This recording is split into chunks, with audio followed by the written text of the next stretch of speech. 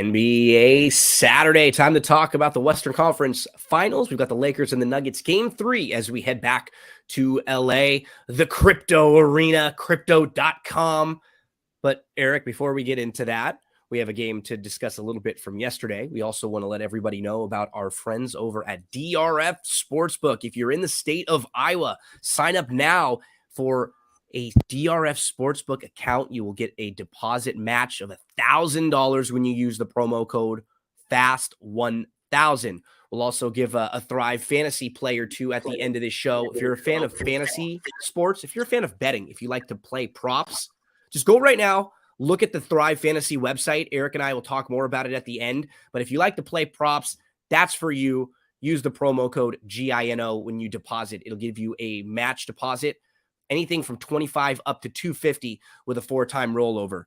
Erik, Boston Celtics are in trouble because yesterday was the spot to play them. Game 2 at home after getting beat as a heavy favorite at home in game 1. But you know what? This team is just a bad home team right now. I think they're 11-12 now in their last 23 games at home in the playoffs. Every other team in the playoffs is undefeated at home, and they have a losing record. Every team that is remaining. So if that was confusing, the other 3 teams still alive haven't lost a home game in the playoffs yet, and Boston has a losing record. And again, if any of you out there have been watching our shows or just watching every NBA game, I'm not going to pretend like I've been playing against Boston every time, but how many times have we sat down here and actually said, yeah, Boston looked really good in that game? Almost none throughout the playoffs. Almost none. They're one of those teams that, as I watch all of these teams, you know, I obviously I'm a Laker fan, so I'm going to root for the Lakers, but the NBA fan in me does not like watching them play because they're the team that you would probably be frustrated with if you, as a coach, right, Erik? The team or the player with all the talent in the world, they just seem like they lack focus, they lack drive, they have some bad defensive spells. And I think I just posted it yesterday. Like, Miami just plays harder than you, period. They don't always make shots. It doesn't always look pretty. They'll get down by 10. But if you take your foot off the gas, they're going to keep playing at that same level. And the guys on TNT, I don't always love what they say sometimes, but I think they made an interesting point in that Boston is going to have to step up here a little bit. Miami's not coming down. Like, we've seen this now. Like, Miami has a level that they're going to play at. And if you play well, you can beat them. If you don't play hard, you're in trouble. Like, that's basically what they're a great measuring stick for NBA basketball right now. Yeah. I've never seen a group of 5 guys be on a court in the Eastern Conference final with very low basketball IQ as I saw last night, which to me, the main thing that kind of stood out to me was how good of a job Stevens and Udoka did with this crew for them to be constantly making it as far in their playoffs, because these guys literally have no clue what to go in there. They're terrible. I mean, the numbers don't. The numbers show it in all clutch games, in all close games. They're terrible. And last year in clutch games, they were fantastic in all the close games with 5 minutes left. And Jason Tatum, quite humbly, I'm one of the best basketball players on the planet. He has zero field goals in the fourth quarter. The last two games, only 2 games, he has yet to score after scoring 50 in game 7. After he said, quite humbly, I'm one of the best basketball players in the world, and you have yet to have a basket. As much as everyone wants to give Grant Williams shit for excuse my language, you're talking trash. No, he scored 3 baskets. He scored 3 times as many baskets in the fourth quarter as Jason Tatum. Jason Tatum is able to get to the free throw line, but he's not knocking down baskets. There's no rhythm to their offense. They're not running any sets. I talked about it yesterday, how they're best when they dribble drive, kick it for the open shot, and there's movement. None of that. Everything is pure iso ball. And, you know, Brown, I'm looking at NBA Popcorn Machine right now. He was a minus 26 when he was off the court. Do you care to guess what the Boston Celtics were with Jaylen Brown off the court. Plus 18. Close, 20. Jesus. You know what I mean? I mean, that's a, what was that, a 40-point swing, 46-point swing? Yeah. I mean, and just you can think about see that. it. You know what I mean? Sometimes in one game, you watch a game, and like we may point out something in the next game. Like you watch a game, plus minuses look really bad, and then sometimes you watch it and you watch it back and you go, you know what? That particular player didn't look like they were that bad. It may have just been some of the things that when they were on the court with some of the groupings and stuff. But you watched the game last night with Brown, and it's the same things down the stretch. It's like missing a free throw here and there, turning the ball over, really sloppy ball handling down the stretch. Jimmy Butler just picks their pockets, and they're sloppy with the ball. They lose focus. They lack focus. And Al Horford, I have bet his rebounding props the last 2 games, and his lack of just effort when the ball is literally just there and he just doesn't go for it is amazing. The most effort he had in an offensive rebound is when he shoved, I forget who it was. I think it was Kevin Love or Strus in the back trying to get a rebound. It is absolutely pathetic. His effort level just he's going tired for rebound. too. He doesn't, because the thing is he's older. We keep forgetting that he was so good last year. And you and I have kept saying this over and over. You know, a few years ago, he kind of hit a wall. Remember how bad he was for Philly? And then he was just sort of rejuvenated again for Boston, because with this team, he doesn't really have to score very much. So it's a great fit. But keep in mind, this was a guy who throughout the year was shooting 45% from 3. 45% from 3. And we kept saying there's no way that's going to be sustainable. There's no way. Do you know what he's shooting in his last 11 games from 3? 26%. Like that. That's, and I'm not talking about shooting. I'm just talking about just the lift, the energy, even going for a ball. That one that Bam got to win the game, basically, when he grabbed that one-handed rebound and threw it back, and then just Dwight Howarded them, like that looked like that was monster. And I've given Bam a lot of crap, but that was massive. He looks better. He looked great. Everyone about how old, not how old. But as crazy as it sounds, I think the Celtics need to go small. They do. I really think they need to go small. I don't know how much Robert Williams is going to be able to play in this turn in this. I don't know. I don't know how much he's going to be able to get, how much run he's going to get, just because of how the Heat line up and what he can and can't do. Brogdon, some serious minutes. Yeah. They're in trouble, man. They're in serious trouble. But can we really be surprised with what happened? No. With what we've seen, this is the sample size. This wasn't like crazy. With recent play, it just seems strange because Miami was the 8 and Boston's been so good the last couple of years, and they were, a finals team last year. Shout out to Joe Mazzola. I gave out the under 216.5. Props and he didn't foul at the end. He didn't call the timeout. Didn't try to shoot it. He walked right off. I respect that. I respect that, Joe. Attaboy, Joe. Okay, we got to get to the Lakers and the Nuggets, and that was, for a Laker fan, was a bummer. That was probably the worst loss in like 15 years there today, just because you really felt like that was a game that you squandered. When you're up double digits, you're up going into the fourth quarter, and you have bad games, really bad games from both LeBron and Anthony Davis together. AD struggled offensively. I think he was 4 of 15. And honestly, looking back at his shots, there were a lot of good shots that he just normally makes. He took a couple threes that may have not been the greatest, but at the time, they're fine because he gets really wide open looks. Like he hasn't been a good 3-point shooter this year, but I didn't really mind that as much. He missed the shots. LeBron had no lift. We saw when LeBron biffed, he's tired. The elevation hurts. Well, I also think part of that is he's guarding. Well, both Anthony Davis and LeBron defensively.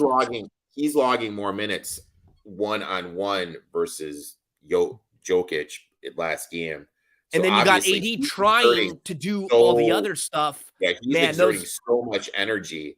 And I'll tell you what, it worked. I mean, LeBron made him It did uncomfortable for Jokic was 9 of 18 in the paint, which sound like 9 of 18, 50%, but Jokic in the paint is like 89%. Yeah, LeBron like did his job. It took a historic Jamal Murray fourth quarter from Jamal Murray for them to win the game. And sometimes you got to sit back and say that plus LeBron and AD both missing as many shots as they did offensively is what needed to happen for Denver to win a game at home. And when it happens, it's frustrating.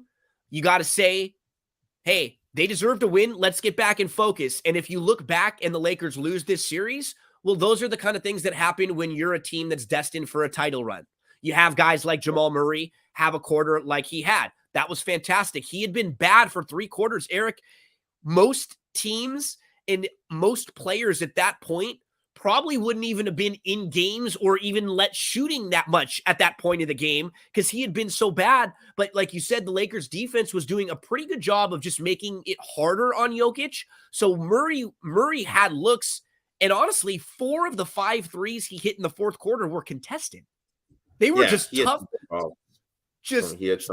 Tough shots. And that's why you and I, we play the numbers, we play the percentages, we play the regression to the mean.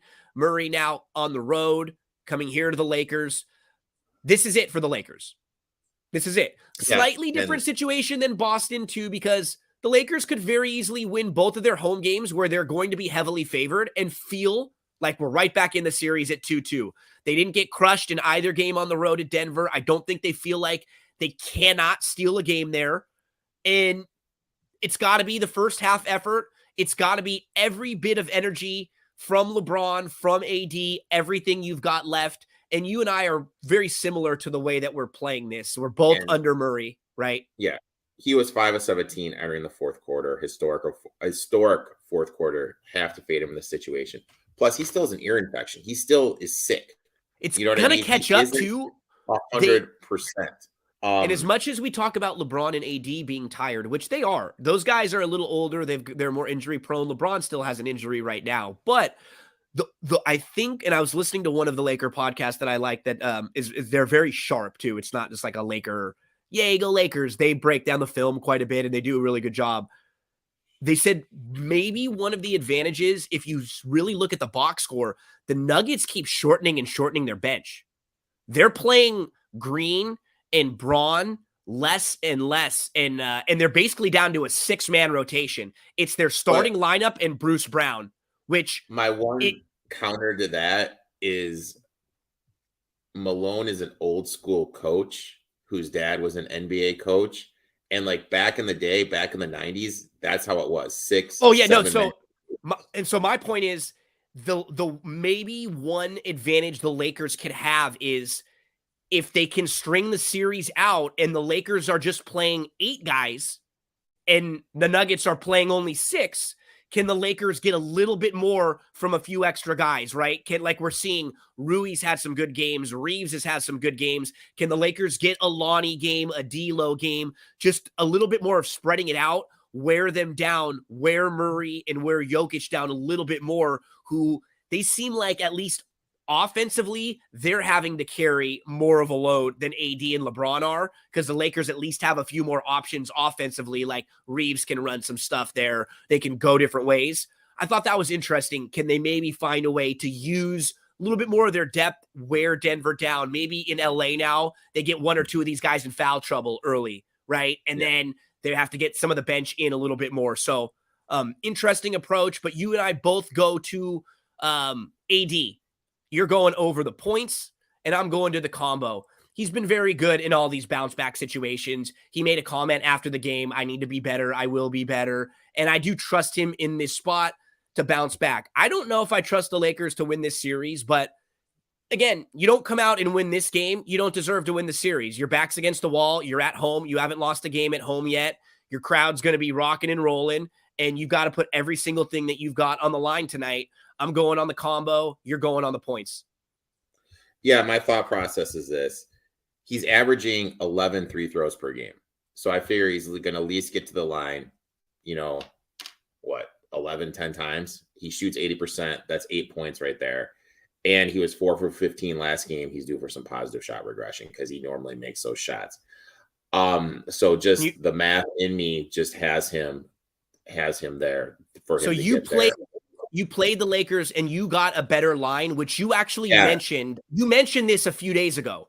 So you got the first opening earlier lines. But the reason why I post this is because if anyone wants to play, they can still find lines like this, and you still feel confident in telling someone if you wanted to play a side, you'd be okay with this number. Yeah, because my thought process is this. Let's just look at the trend.